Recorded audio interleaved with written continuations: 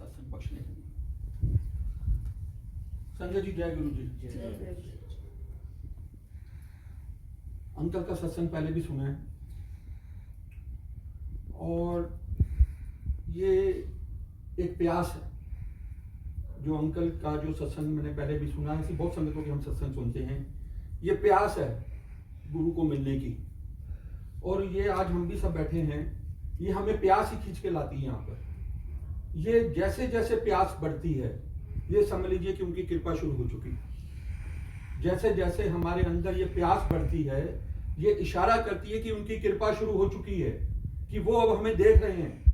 देखते तो वैसे भी हैं, पर इस एंगल से देख रहे हैं कि मेरी संगत का ये जो रूप बदल रहा है, ये अवस्था बदल रही है, ये हमें इनके करीब ला रही है। पर इसके लिए बहुत बड़ी जंग लड़नी पड़ती है। आज अगर हम अमृत वेला की भी बात करें, अमृत वेला करना भी आसान नहीं है। कहना बहुत आसान है, करना नहीं, इतना आसान नहीं है। ये भी जंग है। अभी तो आने वाला समय तो और जंग वाला आ रहा है। जब सर्दी आएगी ना, जब ये रजाइयों में हम होंगे, तो उठने का निकलने का मन ही नहीं करता। असली जंग अब आएगी। अब इम्तिहान की घड़ी अब शुरू होने वाली है। सब हम तैयार हो जाएं। मैं इसलिए कह रहा हूँ कि मैं खुद एक्सपीरियंस करता हूँ इस चीज को। पर जब इनकी कृपा हो जाती है और जब हमारी अंदर की प्यास, जैसे बहुत संगतें यहाँ पे भी बोलती हैं, मेरे पास बड़े पर्सनल फोन जब से हमारे लॉकडाउन में है, जब से हमारी ये सेवा शुरू हुई है, जो महाराज हमारे से करवा रहे हैं, बहुत संगतें कहती हैं कि ये प्यास बढ़ती जा रही है। हमें सुबह का इंतजार होने लग जाता है कि कब सुबह होगी तो हम क्या कैसे बंदगी करेंगे, क्या भजन करेंगे, क्या शब्द बोलेंगे, क्या हमें आप ज्ञान देंगे, क्योंकि ज्ञान बहुत जरूरी है। बिना ज्ञान के कुछ नहीं। और बार बार ये शब्द आता है कि गुरु बिना ज्ञान नहीं। ये गुरु हमें ज्ञान का रास्ता दिखाते हैं। जब तक ज्ञान नहीं होगा तो हमें पता ही नहीं लगेगा कि इसकी वैल्यू क्या है। कई संगतें कहते हैं अंकल अमृत वेला क्यों करें अमृत वेला? वो तो बार बार हमने सुना है कि जब उठो तब अमृत वेला, पर जब तक इस रस को पिया ही नहीं तो उनको पता ही कैसे लगेगा कि अमृत वेला है क्या। जिसने इस रस को पी लिया तब पता लगता है कि अमृत वेला क्या है। और अभी तक हमने जितने भी साल गुजार दिए, कोई अगर 100 साल पे है कि 90 साल पे है कि 60 या 50, ये छोटी संगत देख लो आज जिस भी उम्र में है, इनके तो कर्म है कि ये आज भाग्यशाली है कि हम इस अमृत वेला में जुड़ गए हैं। तो ये तब पता लगता है जब इनका हमें पता लगता है कि अमृत वेला करने से, उस टाइम पे बैठने से, उस टाइम पे जुड़ने से, क्योंकि ब्रह्म मुहूर्त है, बहुत सृष्टि का एक ऐसा समय है और सृष्टि भी इसी से चलती है। एक बड़ा सुंदर आज एग्जाम्पल आया, अमृत वेला से बात चल रही है तो अमृत वेला सृष्टि का एक नियम है। उन्होंने एक मिसाल दी कि अमृत वेला, उन्होंने एक वाणी में ये मिसाल अंकित है कि सूरज रोज सुबह निकलता है, अपने समय से निकलता है। वो एक ये लेसन देते हैं सूरज का निकलना कि उसके नियम में है, वो सृष्टि के नियम में है, उसको निकलना ही निकलना है सुबह। हम सब देखते हैं कि सूरज ने अपने समय पे निकलना ही निकलना है। तो ये एक उसके ये हमें दर्शाता है कि वो उनके नियम में बंधा हुआ है, सृष्टि के मालिक के नियम में बंधा हुआ है, वो अपने आप निकलता है। एक बड़ी सुंदर उन्होंने जोड़ा, क्योंकि हमारे इंसानों के साथ जोड़ने के एग्जाम्पल हैं। हम सब देखते हैं पक्षी, बर्ड्स, सुबह आप 4 बजे, क्योंकि ये अमृत वेला जो करते हैं, कईयों को मौका मिलता है 4 सुनने का, हम तो सोए रहते हैं, हमें तो पता ही नहीं लगता। पक्षी 4 साढ़े 4 बजे अपने आप उठ जाते हैं, अपने आप। ये सिर्फ ये दर्शाता है कि उसका भाना, उसके हुक्म में रहते हैं सृष्टि के। जब एक जानवर, एक पक्षी उसके हुक्म में है, तो हम इंसान इस चीज को क्यों नहीं समझते? हम आज भी देखते हैं कि हम हजारों संगत की बात ही कर रहा हूं, हजारों लोग जो कि 9-9 बजे तक सोए रहते हैं। तो हम सृष्टि के नियम में नहीं हैं, हम उसके अगेंस्ट हैं। तो जब तक हम इस चीज को नहीं समझेंगे कि मालिक ने जो ये समय बनाया है, इस पे डिबेट क्यों कर रहे हैं कि करें ना करें, पर ये अवस्था वही बख्शेंगे। आज इनके जो हम सत्संग सुनते हैं, ऐसे और संतों के सत्संग सुनते हैं, उसी भावना के, उसी प्यार के, उसी प्यास के सदके आज ये चढ़ती कर रहे हैं। आज अंकल ने जो अपना एक्सपीरियंस किया, आज उनको ये महाराज ने सेवा बख्शी। मैं अंकल की नहीं बात करूंगा, अंकल की तारीफ नहीं करूंगा, क्योंकि ये भी हमने अभी मेरे को करंटली सुनने मिला कि अंकल मेरी भी कई बार जिक्र करते हैं कि अंकल आप बहुत बड़ी सेवा कर रहे हो ये। पर इसमें एक लाइन हमें अब ऐड करनी है, मैं सेवा नहीं कर रहा हूं, अंकल सेवा नहीं कर रहे हैं, कोई सेवादार सेवा नहीं कर रहा, ये करवा रहे हैं। हमें उसको साथ में जोड़ना इस लाइन में कि हे गुरु महाराज, आप हमारे से सेवा करा रहे हो तो हम कर रहे हैं। हम नहीं सेवादार हैं, हमें ये करवाते हैं। तो भाग्यशाली हैं जो लोग जिसको हम अरदास करते हैं कि महाराज ऐसे ही करवाते रहना। तो ये हमें रोज नई बातें सीखने को मिल रही हैं। ये प्यास है, जैसे जैसे ये प्यास बढ़ती है महाराज हमें अपने करीब जोड़ते हैं। ये बहुत भाग्यशाली लोग हैं, हम बार बार इस चीज को जिक्र करते हैं। पर ये समझ लीजिएगा, ये जो आज हम ये मौका मिला है, चाहे किसी को भी मौका मिलता है, चाहे हम अपने घरों में कर रहे हैं अमृत वेला, इसकी महानता को कोई शब्द नहीं है। ये वही पा सकता है जिसको इस रस का पता लग जाता है कि इस रस में डूबने के बाद होता क्या है। जब हम इस चलते प्लेटफॉर्म में आ जाते हैं, अगर हम एक दिन नहीं उठ पाएंगे सपोज, क्योंकि शरीर है कभी नहीं उठा जाता, तब हमें रियलाइज होगा कि आज हमारे से कितना बड़ा क्या चीज मिस हो गई। आज हमने बहुत बड़ी चीज लाइफ में मिस की है। ये प्यास है, ये है हमारा अमृत वेला। तो आज आगे शुरू करते हुए, क्योंकि हम जब जी से जुड़ी हुई बातें कर रहे हैं, या गुरु महाराज जो हमें ज्ञान, हम इनसे अरदास करते रहे कि हमारे को ज्ञान देते रहे। ज्ञान के बिना हमें नहीं समझ आएगा कुछ। आज तक हम क्यों अधूरे रह गए? ये हमें ज्ञान देने वाला ही कोई नहीं था। जब गुरु से जुड़े तो गुरु ने हमें ज्ञान देना शुरू किया। आज कई लोग कहते हैं कि हम तो गुरु जी से जुड़े हैं, तो आज हम ये नानक की बात कर रहे हैं या किसी और की। देखिए यहाँ कोई फर्क नहीं है। बार बार उन्होंने ये समझाने की कोशिश की है, एक एक एक। इस एक को समझ लीजिए कि आप किसी के रूप में भी हैं, किसी को भी मानते हैं, पर एक है। दो नाव में चढ़कर हम नहीं पार लग पाएंगे, दो नाव में पैर रखकर नहीं पार कर पाएंगे, एक ही से नाव में आपको चढ़ना है। आप ये जरूरी नहीं है कि गुरु जी की नाव में चढ़े, वो तो अवस्था है, क्योंकि इनको ये अब ओपन प्लेटफॉर्म में हम नहीं बता सकते। जो ये हैं ये हमें पता है या गुरु संगत को पता है। तो क्योंकि पर हमने अपने उसकी बढ़ाई नहीं करनी, हमने अपने धर्म की या अपने गुरु की इसकी बढ़ाई अपने तक करनी है, पर किसी को दूसरे के उसको छोटा करके नहीं करना कि नहीं आपके तो छोटे गुरु हैं, हमारे गुरु तो बहुत बड़े हैं। ऐसा कुछ नहीं। महाराज ने समझाया है सब एक है। जब तक ये एक की भावना नहीं आएगी, जो बार बार एक एक एक का शब्द, पहला शब्द क्यों एक लिखा महाराज ने, क्यों उनके मुख से एक निकला? क्योंकि ये एक को समझने में अब पता नहीं कितना समय लगेगा। हम बार बार ये बात दोहरा रहे हैं कि एक एक बोल रोज बोला जा रहा है। ये बिल्कुल भाई साहब भी बोल रहे हैं, संगतें उनको बोलती हैं कि आज एक हफ्ता हो गया आप एक ओंकारी पे बात कर रहे हो, कब आगे चलेंगे? पर ये एक समझना ही पहले बड़ा जरूरी है। जब तक ये एक ही समझ नहीं आएगा, जब तक हम ये देखेंगे कि फर्क है, तब तक हम आगे बढ़ ही नहीं पाएंगे। इस फर्क से निकलना आसान नहीं होगा, पर हमें उसी से निकलना है कि हमें समझें कि ये सब जितने भी ब्रह्मांड में अवतार आए, आज भी होंगे या जो भी हैं, ये सब एक हैं। राम रहीम सब एक हैं। कल कबीर जी से पूछा हिंदू मुसलमान पर, मैं इनको नहीं मानता, इसको बनाने वाले को, निरंकार को, मैं उसकी बंदगी करता हूं। तो हमें एक को समझने में बड़ा समय लगेगा।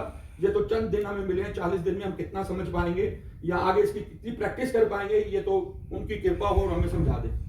तो आज बड़ा सुंदर सा दृष्टांत शुरू हुआ कि गुरु नानक जी सोमनाथ के मंदिर में पहुंचते हैं और सोमनाथ के मंदिर में आरती हो रही है। देखिए हर रोज एक नया हमें ज्ञान मिलता है, नई शिक्षा मिलती है। तो बड़ा सुंदर भाव गुरु नानक जी ने आज आरती के साथ जोड़ा। उन्होंने देखा कि मंदिर में बड़ा सुंदर थाल है, थाल में मोती जड़ित है, थाल में बड़े सुंदर पुष्प पड़े हैं, दीपक जल रहा है। तो उन्होंने देखा कि आरती की जा रही है इस सारे साजो सामान से। उन्होंने देखी कितनी प्यार की भावना, कितनी एक हमें दृष्टांत ये बताती है। उन्होंने कहा कि सारी सृष्टि तेरी आरती उतार रही है। अब ये देखिए, ये बड़ी ना गहरी बातें होती हैं। कई बारी ना हमें इजीली बातें समझ नहीं आएंगी, क्योंकि हमारी ना अवस्था है, ना हमारे को इतना ज्ञान है। पर हम एक बारी सुनेंगे, दो बारी सुनेंगे, शायद हमें आगे ना समझ आ जाए। उन्होंने इस आरती को कहा, ये आरती नानक ने अपने ऊपर लेकर बोला कि मेरी तो ऐसी औकात नहीं है कि मालिक मैं तेरी आरती कर सकूं। देखिए गुरु नानक ने आज जिस बात को भी हम समझें, कभी अपनी वडियाई नहीं की। कभी सिखिज्म ने, गुरु नानक ने ये नहीं कहा कि हमारा धर्म बढ़ा, बल्कि उन्होंने तो जिनके लिए सिखिज्म की पैदाइश इसलिए हुई किसी के लिए कुछ कर जाए। आप पुराना इतिहास देख लो, जो उनके बलिदान है, जो उनकी तपस्या है। उन्होंने इस कौम को बनाया गया, एक छोटी सी कौम को हमारी अच्छे लोगों की रक्षा करने के लिए, बुराई से बचाने के लिए। ये तो बड़े लंबे सत्संग। तो महाराज अपनी आरती को आज बता रहे हैं कि हे मालिक, और उन्होंने अपने आप को ना बड़ा नीवा बताया गुरु नानक ने। उन्होंने कभी अपनी वडियाई नहीं की कि मैं बड़ा हूं, मेरी में ज्यादा वो है वो, बल्कि अपने अवगुण ही बताते रहते हैं कि मेरे से जैसा नीच कोई नहीं है। ये गुरु नानक के शब्द हैं, मेरे से नीच कोई नहीं है। मैं जितने इस धरती पे अवगुण है सारे मेरे अंदर हैं। ये गुरु नानक के शब्द हैं। अवस्था में रख रहे हैं, तो हमें तो ये सब समझ कब आएगी कि हमारे अंदर कितने अवगुण हैं। तो उन्होंने इस आरती का रिलेट किया सृष्टि के साथ जोड़कर कि हे मालिक, हे निरंकार, ये जो आसमान है ये एक थाल है। ठीक है, बड़ा सुंदर पंक्तियां में आज समझ में आ रही थी बात। ये जो आसमान है ये थाली है, और इसमें जो दीपक चल रहा है वो सूरज और चंद्रमा है, और इसमें जो मोती जड़ित हैं ये तारे हैं। जितने भी तारे हैं इसके उस थाल के मोती जड़ित हैं। और इसमें जो धूप जल रही है, जो हिमालय पर्वत पर चंदन के पेड़ हैं उनके साथ जब हवा टकराती है, और उस हवा से जब वो लहर निकलती है, वो उसका धुआं, ये आरती की धूप है। तो उन्होंने बड़े सुंदर सृष्टि के साथ कहा कि सारी सृष्टि तेरी आरती कर रही है, हम क्या है तेरी आरती करने के लिए, हमारी वो अभी पहुंच ही नहीं है कि हम तेरी आरती कर सकें। तो ये छोटे, मैंने बात कहा ना, बातें गहरी हैं, अब कितनी कोई हम समझ पाते हैं नहीं समझ पाते हैं, पर एक प्यार भावना देखिए, सृष्टि का मालिक खुद हैं, पर वो फिर सृष्टि का दिखा रहे हैं कि मैं भी किसी के आगे आरती कर रहा हूं, या एक सृष्टि पूरी आरती कर रही है। तो एक जैसे हमने अमृत वेला के बारे में समझा, तो ये हमें सिर्फ नानक या कोई भी मजहब यही सिखाता है, दो से बाहर निकलो। बार बार एक के ऊपर बात अटकती है। अभी तक एक ओंकार के एक के ऊपर यह सिद्धों की बड़ी बात हो रही है, सिद्ध प्रश्न पे प्रश्न पूछते जा रहे हैं गुरु नानक से, एक के ऊपर हमें और बताओ, एक के ऊपर हमें और बताओ। ये आगे आने टाइम में और कैसे कैसे हमें और पता लगेगा कि कैसे गुरु नानक ने एक को समझाने की कोशिश की। पहले एक को पकड़ लो, एक से सच्चा प्रेम सिर्फ एक से हो सकता है। हाँ, आप इज्जत सबकी करें, उन्होंने बार बार बोला ज्ञान सबसे ले। अगर कहीं से आपको ज्ञान मिल रहा है, किसी मजहब से ज्ञान मिल रहा है, उसका ज्ञान जरूर हासिल करें, प्रेम एक से करें, विश्वास एक पर करें, एक से नींव जुड़ेगी आपकी। हम कहें जी उसको भी ध्यान कर लें, उसको भी ध्यान लगेगा ही नहीं। एक किसी भी रूप को, क्योंकि इसके रूप अनेक है, वो कहते हैं रूप तेरा है ही नहीं, क्योंकि तेरे अनेक रूप हैं। तेरे मतलब उन्होंने कहा तेरे चरण है ही नहीं, पर तू बिना चले भी हर जगह पहुंच जाता है, तू हर जगह पे मौजूद है, तू ही तू। ये भी बार बार वो बता रहे हैं, तू ही तू। तो निरंकार हैं, इनकी महिमा जैसे जैसे हम समझेंगे वैसे वैसे हमारी प्यास बढ़ेगी, और इस प्यास के सदके ही हम महाराज के साथ जुड़ते जाएंगे। तो आते हैं आज की साखी पर। वैसे तो आज ये साखी जो प्लेलिस्ट में नहीं आई पीछे से, क्योंकि कई बारी वो इतने मंत्र मुग्ध हो जाते हैं कि समय एक ओंकार के ऊपर ही चलता रहता है। पर कुछ महाराज की कृपा से हमें महाराज शायद एक सिलेक्ट करवा देते हैं कि आज इस पे बात करनी है, क्योंकि हमारे लिए बहुत बड़े लेसन है ये आज के समय की बात है। हम तो साथी तो बहुत पुराने संतों की सुनते आए हैं, ये आज के समय की बात है। एक कीर्तनिया थे, अभी भी होंगे, उनकी बड़ी अच्छी भावना थी, बहुत अच्छा कीर्तन करते थे, जगह जगह पे उनको बुलाया जाता था, और वो जहां जो कीर्तन करते थे, जो भी उनको भेंटा मिलती थी वो गरीबों में बांट देते थे। उनकी ऐसी सोच थी, उनको ऐसा वरदान मिला हुआ था कि ऐसी ब्लेसिंग थी। तो एक दिन वो बताते हैं, जो कीर्तनिया हैं, उनका नाम नहीं आया इसमें, कि एक जगह पे दीवान लगा, 3 दिन का दीवान लगते थे, जैसे अखंड पाठ का लगा होगा या कहीं पे भी कई सत्संग के दीवान लगते थे। तो वो वहां पर उनको कीर्तन के लिए बुलाया गया, उन्होंने वहां सेवा की, ये कीर्तन की। 1 दिन 2 दिन 3 दिन हो गए सेवा करते हुए। वहां उन पर एक बीबी, एक आंटी, उस दीवान को 3 दिन अटेंड कर रही थी, बड़ी श्रद्धा भाव से, बहुत श्रद्धा भाव से वो आ रही थी, रोज हाजिरी लगाती थी, और जो भी महाराज उस टाइम जो कीर्तन चलता था सुनती थी, शब्द वाणी सुनती थी। 3 दिन जब समाप्ति पे आए तो उन बीबी ने, जो कीर्तनिया थे, तो इस कीर्तनिया तो थे पर वो संत महापुरुष भी थे, क्योंकि उन्होंने बड़ी ज्ञान की बातें बताई 3 दिनों में। तो उन्होंने उनको रिक्वेस्ट की कि आप दीवान की समाप्ति हो गई है, सुबह का नाश्ता आप हमारे यहाँ करोगे। अब वो कहते हैं ऐसे तो बड़ा कम होता है कि हम ऐसे किसी के घर में जाते नहीं हैं, और पर मालिक का हुक्म था, निरंकार की नीति वही जानते हैं, प्लानिंग वो जानते हैं। उन्होंने कहा ठीक है बीबी, हम तेरे घर आएंगे। उन्होंने पता दे दिया, और कीर्तनिया अपने 5-7 संगतों को लेकर उनके घर चले गए, उस बीबी के घर। अच्छा खासा मकान था, चले गए अंदर।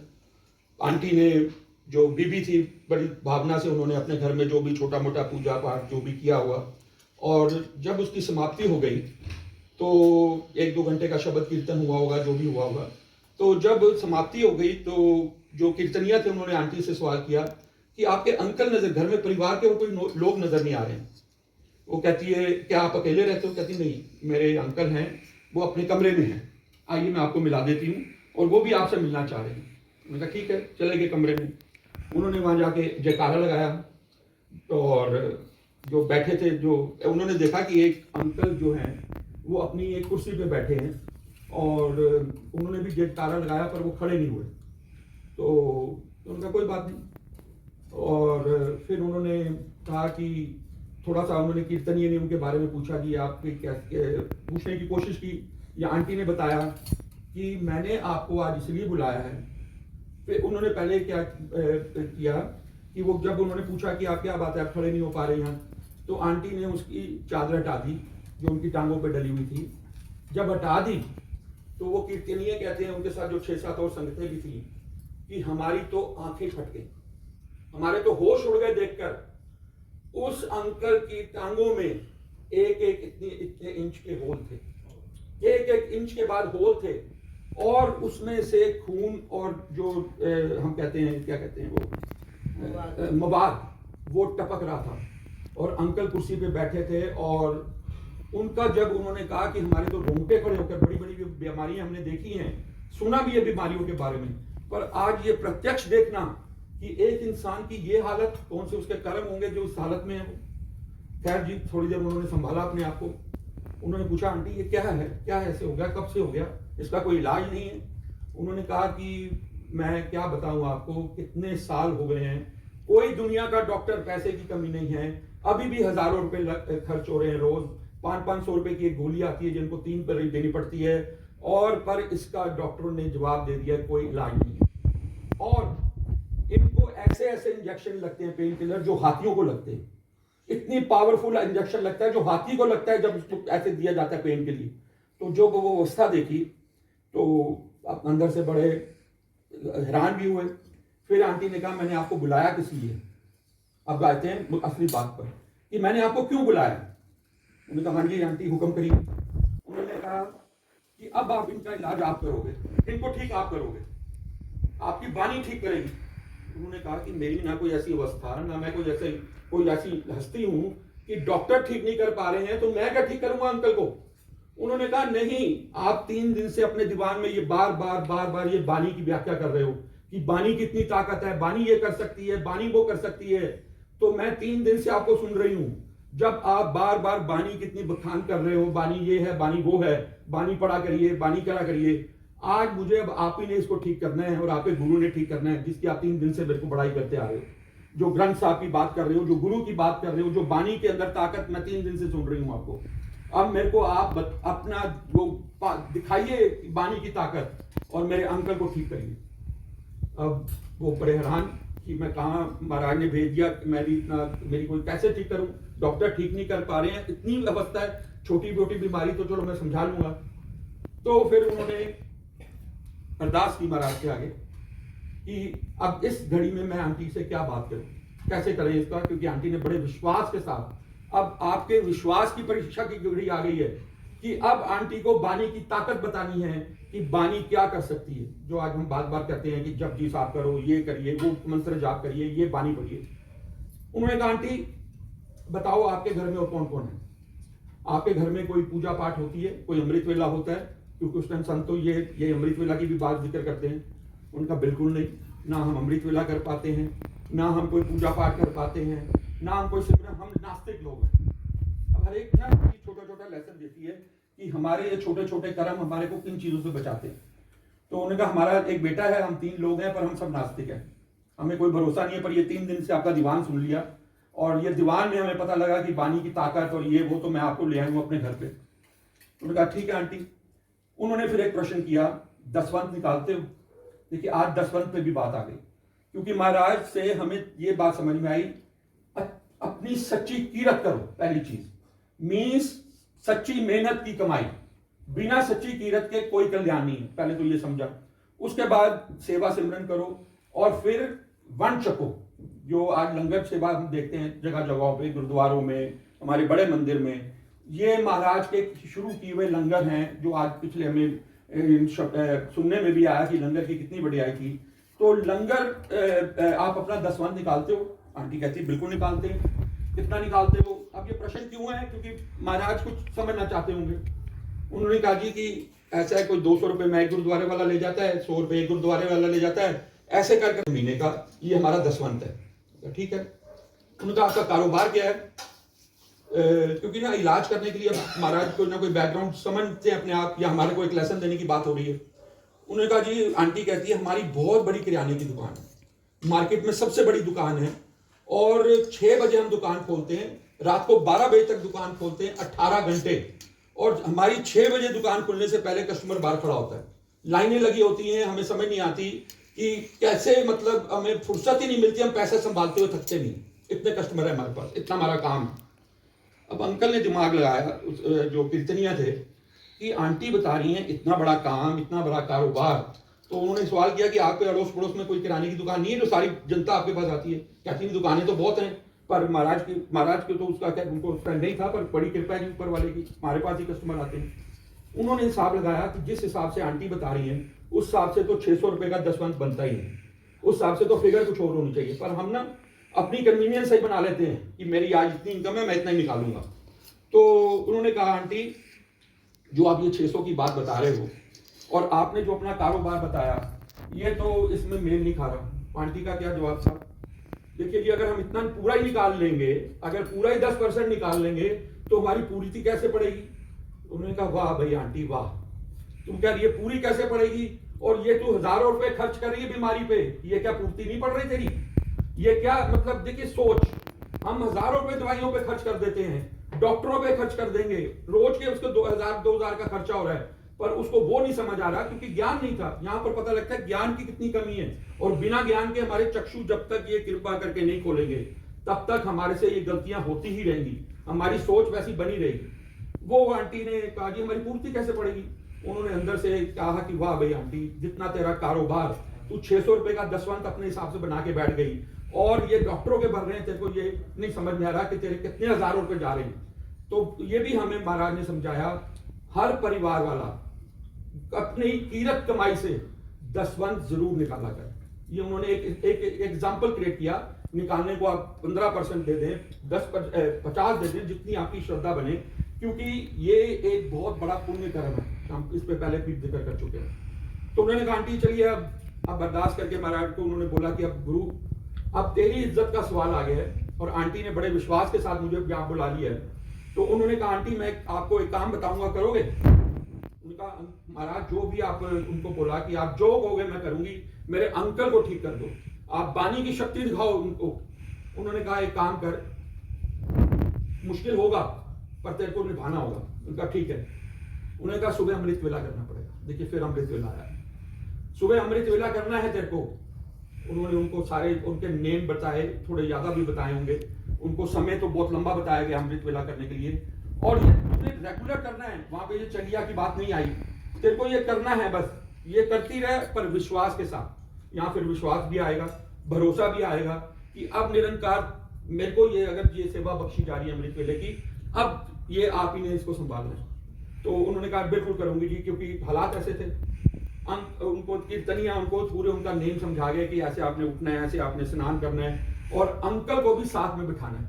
अंकल नहीं कर पाएंगे पर तो अंकल को भी आपने उस समय उठाना है, और उनको कई घंटों का उन्होंने नेम दे दिया कि आपको ये निभाना है। तो ये अरदास करके करते रहें, और अपना दसवंत भी का करेक्शन कर लें, क्योंकि ये भी साथ में बहुत जरूरी है। आंटी ने कहा बिल्कुल ऐसे ही होगा। अब वो अपना ये वचन करके उनको चले गए, और अरदास करके कि महाराज अब आप संभालोगे, अब आपकी इज्जत है इसमें, और बानी की ताकत की इज्जत है। चले गए वो बताते हैं कि लगभग 30-35 दिन बीते होंगे। आंटी का मेरे को फोन आ गया, फिर उन्होंने फोन उठाया, सामने आंटी धाड़े मार मार के फिर रो रही है, कि रोई जा रही है, रुक ही नहीं रही, बात ही नहीं कर पा रही। अब वो कहते हैं एक बारी तो मैं हिल गया कि कुछ अंकल के साथ कुछ ऐसा हो गया, मैं तो ये ऐसे बोल के आया था, क्या हो गया? उन्होंने जब थोड़ा सा धीरज रखा, आंटी ने वहां पर जो रो रही थी, उन्होंने बताया कि आज लगभग 35वां दिन हो गया है, और आज पिछले 2-4 दिनों से अंकल का पस खून निकलना बंद हो गया। अंकल का पस खून निकलना बंद हो गया है, और ये पहली बार हुआ है कि उनको दर्द नहीं हो रही, और वो अभी आज पहला दिन है, मैंने आपको फोन किया है, वो 3-4 घंटे अपनी दुकान पे भी लगा के आए। ये देखिए क्या लीला है महाराज की।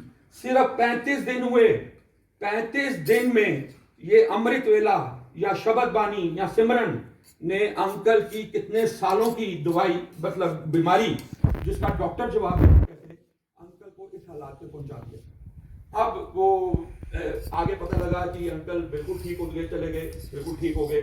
तो फिर एक बारी कीर्तनिया उनसे मिले, उसी टाइम शायद बात हुई कि आंटी अब ये आगे निभाओगे कि नहीं, कि हो गया काम, हमारी तो ये है ना चलिया कर लिया, चलो ये हमारा कोई सुपना थी पूरी हो गई, अब ठीक है आराम करेंगे घर पे, अब हमारा काम हो गया, हमने जो हमारे को चाहिए था मिल गया, हमारे लिए अब चला नहीं, या हम आगे नहीं बढ़ पाएंगे, वो तो उनकी बख्शिश होगी, आगे कोई कर पाएगा। आंटी का ये जवाब था जो मेरे को शलभ अंकल की भी एकदम याद आ गई कि जब तक मेरा जीवन रहेगा, जब तक मेरे प्राण रहेंगे, मैं ये अमृत वेला नहीं छोड़ूंगी, मैं ये सिमरन नहीं छोड़ूंगी।